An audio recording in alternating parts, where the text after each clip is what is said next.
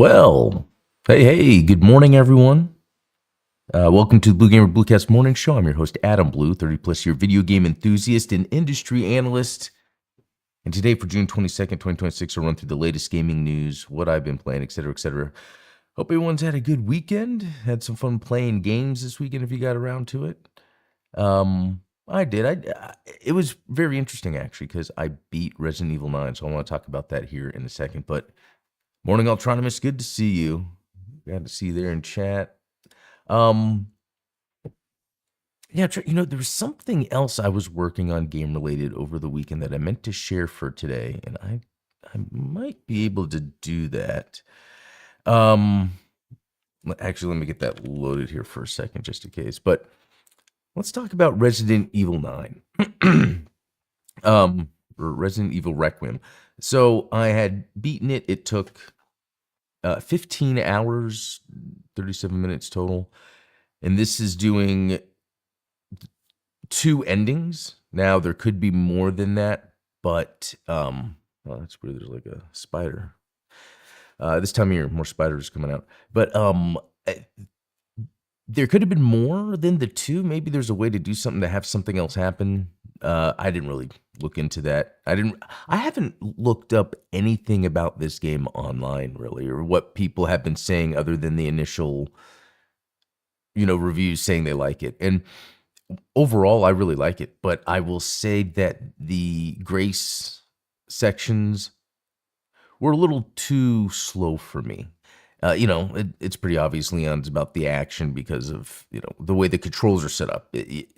It's about managing mobs of zombies, monsters, using different techniques, and that's a lot of fun. The great stuff is okay, but it's just very slower paced because you're just kind of walking around. You don't come across enemies that often. It's interesting because it's like literally what they're doing is balancing the older Resident Evil style with the newer Resident Evil style. So having that there for the old fans, but keeping it the way, like, I feel like as far as Resident Evil 6 went, when, a lot of people didn't like that game, but I liked it. I think my brother and I played it completely through on co-op. And so I think what's going on when it comes to a game like Resident Evil, it was rooted initially in, horror. I say initially, but it was very interesting playing video games back then. I think it was easier to get frightened by video games, especially how the controls were. Over time, and it could just be a personal thing, and I think it's like this in movies too, where things just don't scare me as much. And so for, the parts of Resident Evil 9 with Grace, the pacing is to instill that fear for there to be payoffs. But for me, that was way too telegraphed. Again, kind of like where things don't scare me as much. And I think a lot of it is rooted in how it is doing it for the player. So an experienced player like me, I can see how they're kind of guiding me through. Again, because it seems like it's open world. Not that it's open world. It seems like it's very open. And I almost feel like the older ones were a little more open. It looks like this, but you're put on a very linear path to get to where you need to. You need 3 coins, 3 tools, 3 batteries for the next section. Like, there's only so much you can do to get the things. And I'm just thinking of that because of recent games like Crimson Desert, Metal Gear, James Bond. It seems like you can give more options for a character to get something that needs to get done, and that's just absent in Resident Evil. So then I then play it for the action, leaning into the action. So then that's where, the Grace parts we were talking about, how the horror doesn't really get to me as much anymore. So it's just okay. It's slower paced.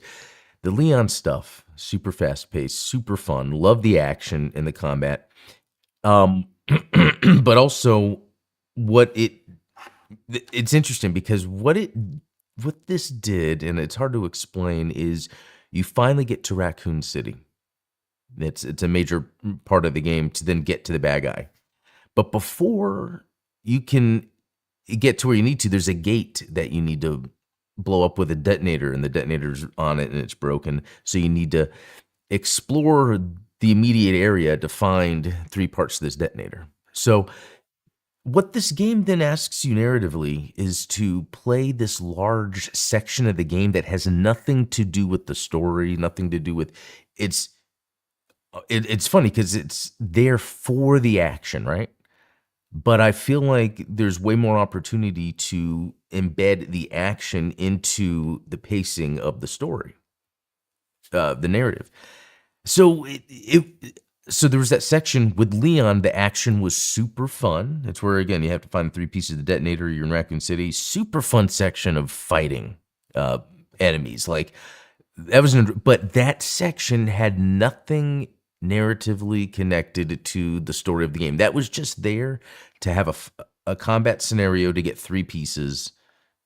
So it, it's very interesting that because this game is everything is just so well done though. If there's anything in the game that's bad, you don't notice it because it's such a well produced game.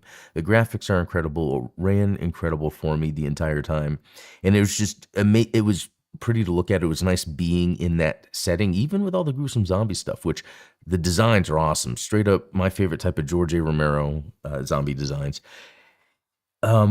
So, and I guess I'm bringing up these parts because as I'm playing, there are some there's these areas that I critiqued just recently. There's a lot of that sticks out at me and it pulls me out of the game. And I'm like, I wish they didn't do this, that, whatever. But again, it could be one of those things where this is made for a bigger, wider audience. And again, they nailed it. They nailed it. I could recommend this to anybody, to be honest. I guess my ultimate version of something like Resident Evil from what I played, if I was to make the Adam Blues cut of it, I would either take out, I would probably take out, I would, if the Grace sections were in there, I'd want her to have the same combat as Leon. Just maybe be like there's one specific thing that Leon can do that Grace can't do and vice versa, but have the same system, same combat system, same inventory system.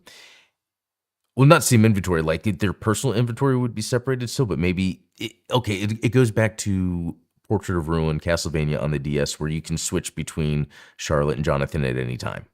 But they both had like a unique ability and maybe a different weapon too, but you could switch. It would be cool in this where it played more like that, where you're switching between them. Because even though they generally play the same, the core loop of the game would be the same, they'd have their own special ability. And I would want it to where let's make it semi-open world. Let's make it where it's a city. That way you have maybe a hospital, you have a mansion, you have a suburban area, you have elements in a city area for open world Resident Evil to hit on all the tropes. An underground lab could still be in there. And the reason I bring this up is because the way the game is presented with its crafting system and its, I guess, just any of the usable items in the world, it evokes very much that survival. Like, okay, I have to be equipped for this. Let me head back to a bonfire. I'm just gonna throw that out there, like a bonfire or something from Dark Souls, and like really quick, let's upgrade my weapons. Let's mess with my inventory. Let's do some upgrades. Because even though it's in this Resident Evil Requiem, it's done in such a linear fashion where there's really only a few things this could really affect. And I get to a point where I'm really upgrading everything. I think I had bought the 3 more powerful weapons, the pistol, machine gun, shotgun, and the rifle, so maybe 4. And I even upgraded all of them, all the way, nearly. And so there were some other things I had missed, like a charm I could have unlocked along the way, but it's just very interesting to think if this game had more of the James Bond or the Sniper Elite approach, where it was a little bigger open world and there's multiple ways to do things, because the combat system and mechanics, it already nails it. So I'll end it with this. Resident Evil 9 Requiem is a game worth playing for sure, but it's not going to be in my top 5 game of the year. At least I don't think so. If there's nothing else more interesting by the end of the year, that would be interesting because I already feel like even though it's a kind of remake, I feel like Star Fox, the Switch 2 game is going to be up there. So, um, okay, my big question: who's wearing the matching ring? What is that in reference to? Um, Larry Outbreak got robbed so hard by Rec Room. Oh yeah, you know what? It's interesting. What was the other one? Umbrella Chronicles. There's so many of these side games that are sometimes multiplayer games, but they're so fun. Capcom tends to have these interesting Resident Evil side multiplayer games that come out, and they usually just don't last, but they're fun. So yeah, very interesting. Okay, so guys, let's then jump to it was really cool talking about Resident Evil Requiem in that way, and I'm really proud that I beat it. Okay, let's talk about what I played this weekend. First off, The Thing Remastered just started. It was on sale, really cheap. And it was Resident Evil that made me want to play this just because it is kind of that survival horror. But yeah, I played for a little bit, and it wasn't as exciting as I remembered. But I think again, there's a difference between this and Requiem, like where where both of them are the same thing. Like find this so you can do this. Resident Evil Requiem does a really good job hiding that behind its high production value and amazing graphics. So I want to bring that up as much as I'm critiquing it. Oh, that's some Resident Evil lore. Okay. Okay. So here's another one. Motocross Maniacs 2, because what I was doing this weekend, I beat Resident Evil 9, and sometimes it's hard to just jump into another game immediately, especially when it's like, okay, well, now I'm going to beat this. A lot of times it's just like here or there, jumping into things. I was messing around a lot more with shaders in RetroArch just to really find that shader that works, and I come across the different ones, and I'm never settled on one. Although I will say that I do prefer the CRT, some sort of CRT shader on my old school systems. So I was doing that with Sonic the Hedgehog, as you can see here. And I was like, you know what? I don't have retro achievements for Sonic the Hedgehog because I've always been playing it on Origins. Like if I typed in Sonic, for instance, so we could see, Sonic Mania, 10 hours, Generations. Okay. Sonic Origins, here we go, 10 hours in Sonic Origins. So in there somewhere was the first Sonic. And then, that's cool. Sonic 2, I have all the achievements for. Let's see. Sonic 3. Yeah, and Sonic 1. Okay, so 5 hours. Got all the achievements in Sonic 1. And I guess it's funny that I feel like I want to do the same with retro achievements. And I think it's a lot of times because I consider Sonic the Hedgehog the main game that got me into gaming. When I saw gaming as more than just pixels on a screen that look, okay enough. I mean, it was Sonic the Hedgehog almost looked like one of the shows or cartoons I would have watched at the time, and it's just a game you could play. So, anyway, so okay, Motocross Maniacs 2. I want to talk about this one for a second. So yeah, when Game Boy Color came out, I think I was in high school at the time, maybe middle school, but I think high school, and that was one of the games that was released on it. And I think there wasn't much that was just Game Boy Color specific, but I had so much fun with that game. It was taking me back to when I had to been in high school, just playing it, and then making my own courses. I spent a lot of time, so I jumped in to kind of play for a second, and that's one where you don't need a shader necessarily for. Well, there's an LCD screen shader. It's just that's not like a CRT screen. So anyway, I was tweaking that, but the where I was looking to tweak that, but I ended up not because it looked good. Or did I put something on it? Anyway, fun but simple. Like that, that's something that I guess is nowadays. Again, this is going through the experience of playing games so much. Something like Motocross Maniacs 2 is something I would do if I'm waiting around somewhere and it's on my phone or something. That's why it works perfect on the Game Boy Color, because nowadays I'm not going to sit it's hard to really get all the neurons firing by playing a Game Boy Color Motocross Mini X2 just at my computer desk. It's fun, but like, yeah, that's good on portable when you're kind of out and one wanted to get a match or two in. Especially how modern it was, because it was easy for me to play a match, press start, go to the main menu, or retry. I felt like it took a while for games to incorporate that. Okay, going back down, Batman Legacy of the Dark Knight, the Lego Batman game. Again, these are fun. This is another example of it's not really firing my neurons all scattered across the landscape of my brain. I don't know what I'm trying to say. It's simple, but it's fun, and it's Batman and all that. So I do want to play it some more. And then I checked out this.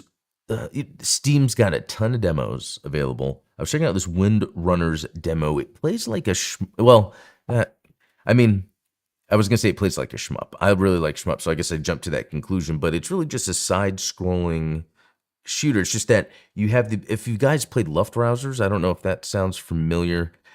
It was a Devolver Digital game where you can kind of just move the ship, but it's a side-scrolling thing, and then so you're angling the shots, and then there's a button to dodge enemy attacks, and you know what? It's pretty cool. But once it started unfolding into its roguelike nature, where you beat that level, it's a little different of a setup, and then you choose from 3 abilities and stuff, and for some reason that I feel less connected with the game I'm playing when it does that, because I don't know what it is. I was about to say, because I don't think it's in allowing me to learn what the core system is. What it's doing is just throwing at things for me to experiment with, but I think that's completely valid.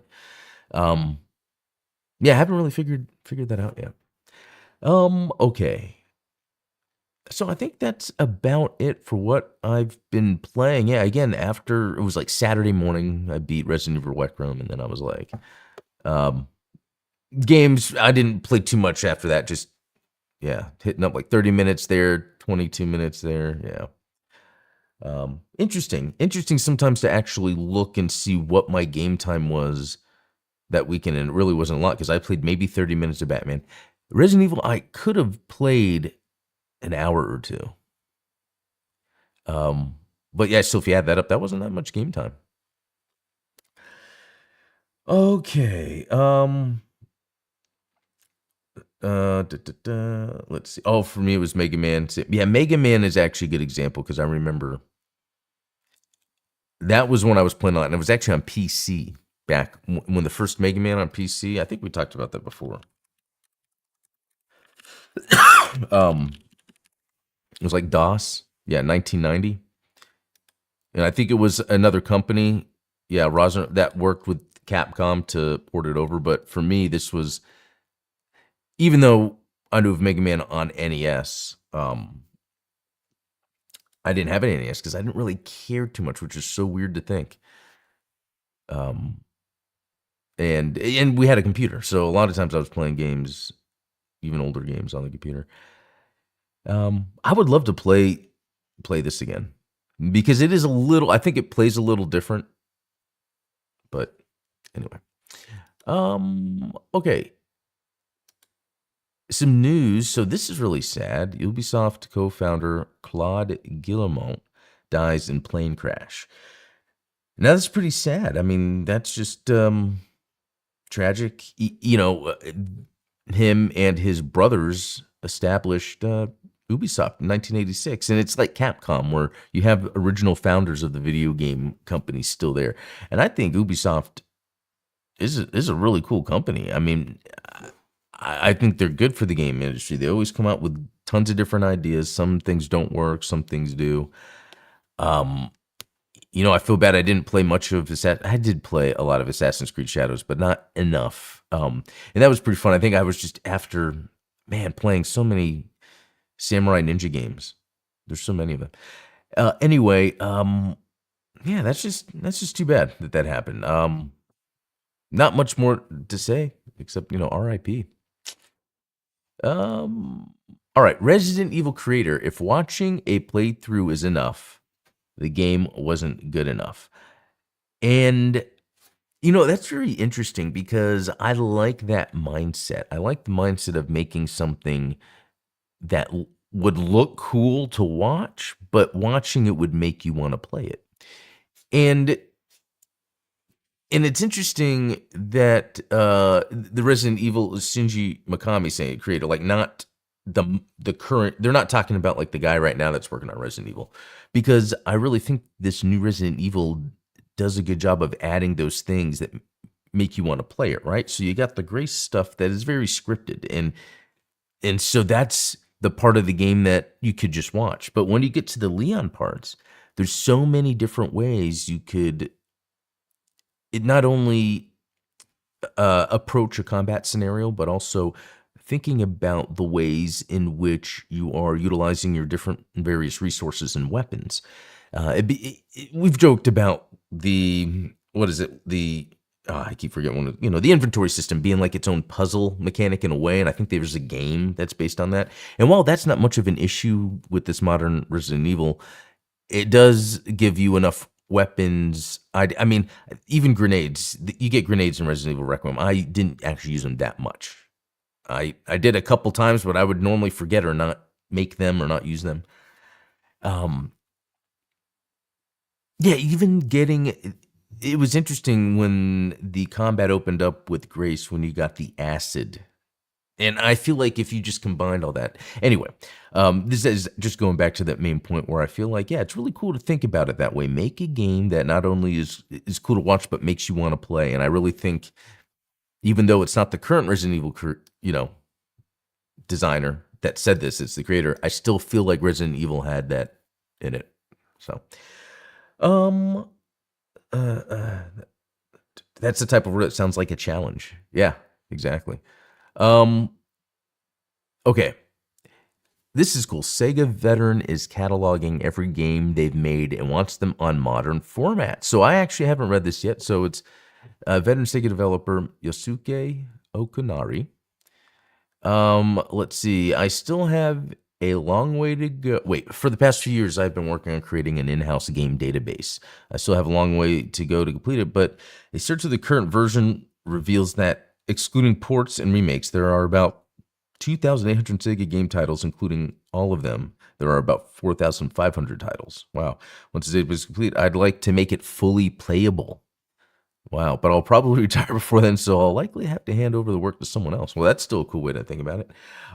So that is a really neat way to think, and this is exactly how I think about video games. It's like having that library, having that museum. I used to have a gigantic physical video game collection. It was huge, and I always knew underneath it was like I mainly have it because this is the only way I can play games, and really once games became digital, at first I pushed back. I was like, no, games physical. I guess it became once I saw the convenience, and also when it comes to especially buying PC games nowadays, when it comes to buying them digitally, the sales that occur all the time where I'm kind of saving money on games compared to when I was younger. It was easy for me to go all digital, and then, but that, there's a bunch of problems with that. Then older games might not have had a digital release. There's all these reasons why a digital game isn't as accessible as a physical game if you already have it. But then there's instances like the Godzilla PS4 game where I had it. I think I rented it. I played it, and I wanted to buy it again, and then I saw that it was like super expensive, and then I waited, and it got even more expensive, like $200, because the licensing or whatever, you can't play it anymore anywhere. And it's funny to talk about that with licensing because with Sega and Crazy Taxi, it's really cool that the new Crazy Taxi release has that Offspring music. It's like they really understood what it was all about. Anyway, just going back to this. I like the idea of them taking the initiative to catalog and put this together and check mark. Okay, is there a way to play this? Capcom's probably has been doing that with Resident Evil. And Nintendo has always done that with Zelda, making sure they're playable on a modern console. But then there would be the new console that came out, and then they'd have to go back, and do that. So I don't know. I find all that very interesting. I still miss the Activision Marvel games, but licensing. Um, so isn't there so many games, Marvel games that could be out right now? Uh, Even re-releasing that Deadpool game would be a good idea. Sorry, I was checking something. Yeah. So, I think that's it. I don't think there was anything else. Oh, what is this? What is this? Star Fox plushies. This just reminds me of back, and I still have a few of them actually. Back when not these, but in the '90s when the N64 came out, the Nintendo Power had, or Nintendo had the club or whatever. You could get points. They've always had that system like they do now, and I used that, and my mom helped me, and we got like a whole set of Mario plushies from back in the '90s, and I'd given them to my kids since, and some of them, they're all pretty much destroyed. It was funny. My sister sent me, I guess she happened to have one of them and sent it to me. So anyway, this is pretty cool. So they're like, they're 30 each or something. That's pretty cool. Well, guys, I think that's about it. It might be interesting to bring this up just for a second. I don't know if we'll see the picture here, but it has to do with, oh, okay, 6 hours in the menu. But what was really interesting was someone did a comparison of the Halo ring design compared to the old one, and it brought up a very, very interesting design element I didn't realize, and that's a lot of the design elements on this ring are rather large, right? And what I mean by that is the original one didn't have all these larger components to it. It looked like tons of tiny little dots that really helped, I guess, sort of describe the fact that this is so large, right? You're having all this, the scale. I guess that's what I'm trying to say, that the way it was designed, it really helped with the scale. The vent or whatever big thruster thing right there is way, way, way bigger. And so that doesn't really help with the scale. And that's an interesting creative direction that I just think in my head, okay, when the guy was originally designing, whoever designed the concept art or the art for the ring, they detailed it in such a way that the scaling of it looked immense. With this, that's missing. Instead, it's just a lot more like random, like sci-fi lines in opening and stuff. Like sort of how I saw the design evolution from early Gundam mobile suits to like these newer shows where there's just random things put everywhere that aren't really taking into account the scale of what's going on. Anyway, I guess just some weird design stuff that I just happened to save for the end. But anyway, guys, I'm going to head out. That was a lot of fun. I'll be back tomorrow on Gundam Explained. And I think that's about it. Yeah, so guys, all have a good one. We'll talk later.